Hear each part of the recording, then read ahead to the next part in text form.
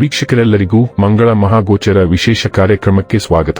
ವೀಕ್ಷಕರೇ, ವೈದಿಕ ಜ್ಯೋತಿಷ್ಯದ ಪ್ರಕಾರ ಮಂಗಳವು ಬಹಳ ಮುಖ್ಯವಾದ ಗ್ರಹವಾಗಿದೆ, ಏಕೆಂದರೆ ಇದು ಹುಡುಗ ಮತ್ತು ಹುಡುಗಿ ಇಬ್ಬರ ಮದುವೆಯ ಪ್ರಸ್ತಾಪದಲ್ಲಿ ಪ್ರಮುಖ ಪಾತ್ರವನ್ನು ವಹಿಸುತ್ತದೆ. ವೈದಿಕ ಜ್ಯೋತಿಷ್ಯದಲ್ಲಿ ಮಾಂಗಲಿಕ ದೋಷವು ಬಹಳ ಪ್ರಸಿದ್ಧವಾಗಿದೆ. ಆದ್ದರಿಂದ ಹುಡುಗರು ಮತ್ತು ಹುಡುಗಿಯರಿಬ್ಬರ ಜಾತಕವನ್ನು ಮದುವೆಯ ಪ್ರಸ್ತಾಪವನ್ನು ಅಂತಿಮಗೊಳಿಸಲು ಕೇಳಲಾಗುತ್ತದೆ, ಏಕೆಂದರೆ ಈ ದೋಷವು ವ್ಯಕ್ತಿಯ ವೈವಾಹಿಕ ಜೀವನದಲ್ಲಿ ಅಡೆತಡೆಗಳು, ಬ್ರೇಕಪ್, ವಿವಾದಗಳು ಮತ್ತು ವಿಚ್ಛೇದನವನ್ನು ಉಂಟುಮಾಡಬಹುದು. ಮಂಗಳವು ಬಯಕೆ, ಕ್ರಿಯೆ, ಶಕ್ತಿ, ಉತ್ಸಾಹ, ಯುದ್ಧ, ಆಕ್ರಮಣಶೀಲತೆ, ಲೈಂಗಿಕತೆ ಮತ್ತು ಪ್ರತಿಪಾದನೆಯ ಗ್ರಹವಾಗಿದೆ. ಮಂಗಳವು ಮೇಷ ರಾಶಿ ಮತ್ತು ವೃಶ್ಚಿಕ ರಾಶಿಯ ಅಧಿಪತಿಯಾಗಿದ್ದು ಕರ್ಕಾಟಕದಲ್ಲಿ ದುರ್ಬಲನೆಂದು ಪರಿಗಣಿಸಲ್ಪಟ್ಟಿದ್ದಾನೆ. ಮಕರ ರಾಶಿಯಲ್ಲಿ ಉಚ್ಚನಾಗಿರುತ್ತಾನೆ. ಕಾಲಪುರುಷ ಕುಂಡಲಿಯಲ್ಲಿ ಮೊದಲ ಮತ್ತು 8ನೇ ಮನೆಗಳನ್ನು ಆಳುತ್ತದೆ. ಮಂಗಳನು ಜನ್ಮ ಪಟ್ಟಿಯಲ್ಲಿ ಕಿರಿಯ ಸಹೋದರನನ್ನು ಪ್ರತಿನಿಧಿಸುತ್ತಾನೆ. ಮಂಗಳವು ಸ್ನಾಯು ವ್ಯವಸ್ಥೆ, ಎಡಕಿವಿ, ಮುಖ ಮತ್ತು ತಲೆ, ಮೂತ್ರಕೋಶ, ಮೂಗು, ರುಚಿಯ ಪ್ರಜ್ಞೆ, ಗರ್ಭಾಶಯ, ಮೂತ್ರಪಿಂಡ ಮತ್ತು ದೇಹದ ರಕ್ತ ಪರಿಚಲನೆಯನ್ನು ಪ್ರತಿನಿಧಿಸುತ್ತದೆ. ಮಂಗಳ ಗ್ರಹದ ಬಲವಾದ ಪ್ರಭಾವದ ಅಡಿಯಲ್ಲಿ ಜನಿಸಿದ ಸ್ಥಳೀಯರು ಕೆಂಪು ಛಾಯೆಯೊಂದಿಗೆ ಬಿಳಿ ಮೈಬಣ್ಣವನ್ನು ಹೊಂದಿರುತ್ತಾರೆ. ಸ್ಥಳೀಯರು ಎತ್ತರ ಮತ್ತು ಸದೃಢರಾಗಿರುತ್ತಾರೆ ಮತ್ತು ಮುಖದ ಮೇಲೆ ಮೊಡವೆಗಳು, ದುಂಡಾದ ಕಣ್ಣುಗಳು ಮತ್ತು ಉಳಿದವು ಕಿರಿದಾಗಿರುತ್ತದೆ ಮತ್ತು ಮೂಳೆಗಳು ಕೆಂಪು ಮೂಳೆ ಮಜ್ಜೆಯಿಂದ ತುಂಬಿರುತ್ತವೆ. ಮಂಗಳ ಗ್ರಹವನ್ನು ಯುದ್ಧ, ಸೈನ್ಯ, ಉತ್ಸಾಹ, ಶೌರ್ಯಕ್ಕೆ ಕಾರಣ ಎಂದು ಪರಿಗಣಿಸಲಾಗುತ್ತದೆ. ತಂತ್ರಜ್ಞಾನ, ವಿದ್ಯುತ್, ಹೋರಾಟಗಳಲ್ಲಿ ಇದರ ಪಾತ್ರವಿದೆ. ಜಾತಕದಲ್ಲಿ ಮಂಗಳ ಶುಭ ಸ್ಥಾನದಲ್ಲಿದ್ದಾಗ ಅದು ಶುಭ ಫಲಿತಾಂಶಗಳನ್ನು ನೀಡುತ್ತದೆ. ಮತ್ತೊಂದೆಡೆ ಅದರ ಸ್ಥಾನವು ಅಶುಭವಾಗಿದ್ದರೆ ಫಲಿತಾಂಶಗಳು ಸಹ ಒಂದೇ ಆಗಿರುತ್ತವೆ. ವರ್ಷ 2026 ಜೂನ್ ತಿಂಗಳಿನ 21ನೇ ತಾರೀಕಿನ ದಿನ ಮೇಷ ರಾಶಿಯಿಂದ ಹೊರಬಂದು ವೃಷಭ ರಾಶಿಗೆ ಸಾಗುತ್ತದೆ. ಮಂಗಳ ಗ್ರಹವು ವರ್ಷ 2026 ಆಗಸ್ಟ್ ತಿಂಗಳಿನ 2ನೇ ತಾರೀಕಿನವರೆಗೆ ವೃಷಭ ರಾಶಿಯಲ್ಲಿ ಇರುತ್ತದೆ. ಹಾಗಾದರೆ ಬನ್ನಿ, ಇಲ್ಲಿ ಮಂಗಳನ ವೃಷಭ ರಾಶಿಯಲ್ಲಿ ಈ ಗೋಚರ ಇಲ್ಲಿ ಪ್ರತ್ಯೇಕವಾಗಿ ಧನು ರಾಶಿಯ ಜಾತಕದ ಪಾಲಿಗೆ ಹೇಗೆ ಸಾಬೀತಾಗಲಿದೆ, ಯಾವೆಲ್ಲ ಫಲಗಳು ಇಲ್ಲಿ ನಿಮಗೆ ಲಭಿಸಲಿವೆ ಮತ್ತು ಯಾವ ವಿಷಯವಾಗಿ ಇಲ್ಲಿ ನೀವು ವಿಶೇಷ ಎಚ್ಚರಿಕೆ ಹೊಂದಿರಬೇಕು ಅನ್ನೋದನ್ನ ನೋಡೋಣ. ಎಂದಿನಂತೆ ನಮ್ಮ ವಿನಂತಿ ಎಂದರೆ, ನೀವಿನ್ನೂ ನಮ್ಮ ಚಾನೆಲ್ ಅನ್ನ ಸಬ್ಸ್ಕ್ರೈಬ್ ಮಾಡಿಲ್ಲವೆಂದರೆ ದಯವಿಟ್ಟು ಈಗಲೇ ನಮ್ಮ ಚಾನೆಲ್ ಅನ್ನ ಸಬ್ಸ್ಕ್ರೈಬ್ ಮಾಡಿ. ಹಾಗೆ ನಿರಂತರ ವಿಡಿಯೋ ಅಪ್ಡೇಟ್ಸ್ಗಳಿಗಾಗಿ ತಪ್ಪದೇ ಪಕ್ಕದ ಬೆಲ್ ಐಕಾನ್ ಬಟನ್ ಕೂಡ ಕ್ಲಿಕ್ ಮಾಡಿ.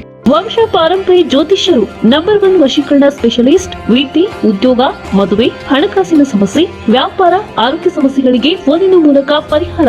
ಇಂದೇ ಕರೆ ಮಾಡಿ. ವೀಕ್ಷಕರೇ, ಧನುರಾಶಿಯವರಿಗೆ ಮಂಗಳನ ಈ ಸಂಚಾರವು ಧೈರ್ಯ ಮತ್ತು ಆತ್ಮವಿಶ್ವಾಸವನ್ನು ಹೆಚ್ಚಿಸುವ ಅವಧಿಯಾಗಿರಬಹುದು. ವಿಶೇಷವಾಗಿ ನಿಮ್ಮ ವಿರೋಧಿಗಳು ಅಥವಾ ಸ್ಪರ್ಧಾತ್ಮಕ ಪರಿಸ್ಥಿತಿಗಳ ಮೇಲೆ ನೀವು ಜಯ ಸಾಧಿಸುವ ಸಾಧ್ಯತೆ ಇದೆ.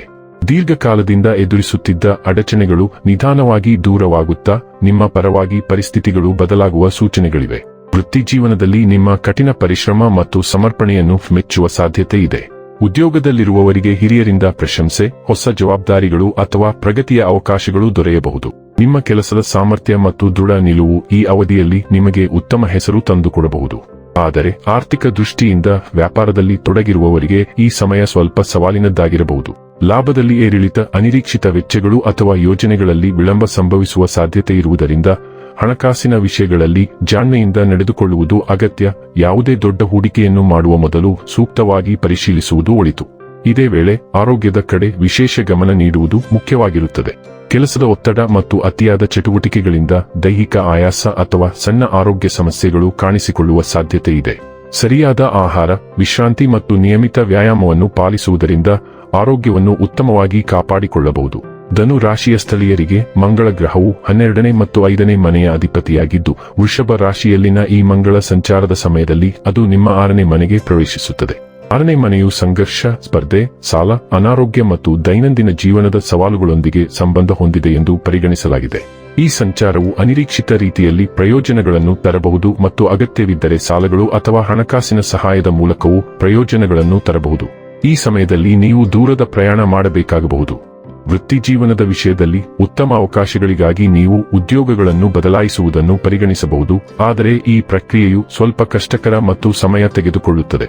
ವ್ಯವಹಾರದಲ್ಲಿ ಹೊಸ ತಂತ್ರಜ್ಞಾನ ಅಥವಾ ಹೊಸ ವಿಧಾನಗಳನ್ನು ಅಳವಡಿಸಿಕೊಳ್ಳದಿರುವುದು ಕಡಿಮೆ ಲಾಭಕ್ಕೆ ಕಾರಣವಾಗಬಹುದು. ಇದು ಒತ್ತಡವನ್ನು ಹೆಚ್ಚಿಸಬಹುದು. ಹಣಕಾಸಿನ ವಿಷಯಗಳಲ್ಲಿ ಖರ್ಚುಗಳು ಹೆಚ್ಚಾಗಬಹುದು. ಇದು ಆತಂಕವನ್ನು ಹೆಚ್ಚಿಸಬಹುದು. ಸಂಬಂಧಗಳಲ್ಲಿ ತಿಳುವಳಿಕೆಯ ಕೊರತೆ ಅಥವಾ ಹೊಂದಾಣಿಕೆಯ ಸಮಸ್ಯೆಗಳು ನಿಮ್ಮ ಸಂಗಾತಿಯೊಂದಿಗೆ ಉದ್ವಿಗ್ನತೆಗೆ ಕಾರಣವಾಗಬಹುದು. ಆರೋಗ್ಯದ ವಿಷಯದಲ್ಲಿ ಚರ್ಮಕ್ಕೆ ಸಂಬಂಧಿಸಿದ ಸಮಸ್ಯೆಗಳು ಅಥವಾ ಅಲರ್ಜಿಯಂತಹ ಸಮಸ್ಯೆಗಳು ಉಂಟಾಗಬಹುದು. ಆದ್ದರಿಂದ ಸ್ವಚ್ಛತೆ ಮತ್ತು ಆಹಾರ ಪದ್ಧತಿಯ ಬಗ್ಗೆ ಗಮನಹರಿಸುವುದು ಮುಖ್ಯ. ಇನ್ನು ಕೊನೆಯದಾಗಿ ಈ ದಿನಗಳಂದು ಮಾಡಿಕೊಳ್ಳಬೇಕಾದ ಉಪಾಯಗಳ ಕುರಿತು ನೋಡುವುದಾದರೆ, ಗುರುವಾರದಂದು ಶಿವನಿಗೆ ಹವನ ಅಥವಾ ಯಜ್ಞ ಮಾಡುವುದರಿಂದ ಮಾನಸಿಕ ಶಾಂತಿ ಸಿಗುತ್ತದೆ, ಅಡೆತಡೆಗಳನ್ನು ಕಡಿಮೆ ಮಾಡುತ್ತದೆ ಮತ್ತು ಜೀವನದಲ್ಲಿ ಸಕಾರಾತ್ಮಕ ಶಕ್ತಿಯನ್ನು ತರುತ್ತದೆ ಎಂದು ಪರಿಗಣಿಸಲಾಗಿದೆ. ಈ ಪರಿಹಾರವು ಆಧ್ಯಾತ್ಮಿಕ ಶಕ್ತಿಯನ್ನು ಸಹ ಬಲಪಡಿಸುತ್ತದೆ.